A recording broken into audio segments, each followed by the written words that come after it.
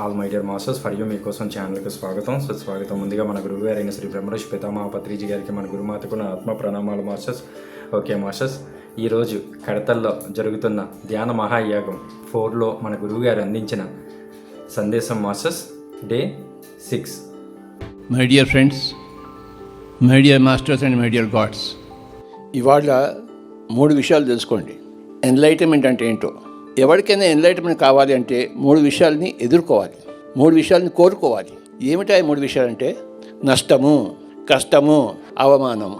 ఈ 3 ఎవరికైతే పుష్కలంగా లభిస్తాయో వాడికి పుష్కలంగా ఎన్లైటన్మెంట్ వస్తుంది. వాడికి రాముడికి ఆ తండ్రి వనవాసం చేయమన్నాడు. అది కష్టం కాదా, నష్టం కాదా, అవమానం కాదా? కానీ ఏం చేశాడు ఆయన? మరి మనం ఏం చేయాలి?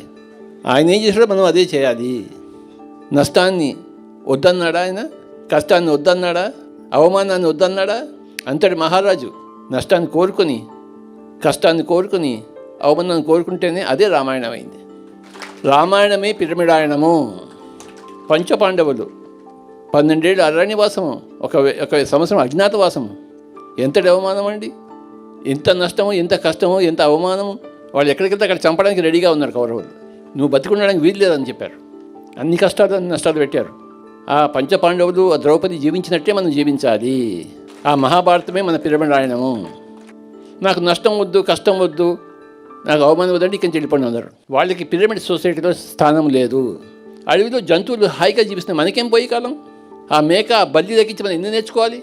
ఆ బల్లి జీవిస్తాం కదా, మనం బల్లిలా జీవించలేమా రామచంద్ర? ఆ కాకిలా జీవించలేమా? ఆ పిట్టలా జీవించలేమా? అడవిలో జంతువులు జీవించడం కోసమే పిరమిడ్ మాస్టర్ ఉన్నాడు. అప్పుడే వాళ్ళని నేను మాస్టర్ అంటాను. ఎవడు ఎన్ని కష్టాలు అనుభవిస్తాడో, ఎవడు ఎన్ని నష్టాలు అనుభవిస్తాడో వాడు అంత గొప్ప పిరమిడ్ మాస్టరు. ఎన్ని కష్టాలు వచ్చినా, ఎన్ని నష్టాలు వచ్చినా, ఎన్ని అవమానాలు వచ్చినా నువ్వు ఆత్మహత్య చేసుకోకూడదు, ఇంకోటి చెప్పకూడదు, అంతే. ఎన్ని కష్టాలైనా అనుభవించు, ఎన్ని నష్టాలైనా అనుభవించు, ఎన్ని అవమానాలు అనుభవించు. నువ్వు పిరమిడ్ మాస్టర్ కావాలంటే, నీకు ఎంకరేజ్మెంట్ కావాలంటే 5 కండిషన్స్. కష్టాన్ని స్వీకరించాలి, నష్టాన్ని స్వీకరించాలి, అవమానం స్వీకరించాలి, ఆత్మహత్య చేసుకోకూడదు, మర్డర్ చేయకూడదు. ఏ నష్టము లేని, ఏ కష్టము లేని, ఏ అవమానం లేని స్థితికి నువ్వు చేరుకుంటావు.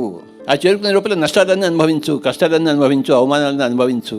చీమ కుట్టని, పాము కరవని చచ్చిపోదాం, సో వాట్? చచ్చిపోతే ఏమవుతుంది? చావులేని స్థితికి వెళ్తాం మనం. అక్కడ ఒక స్థితి ఉంది, చచ్చినా మనం చావము. Okay sir, thank you sir.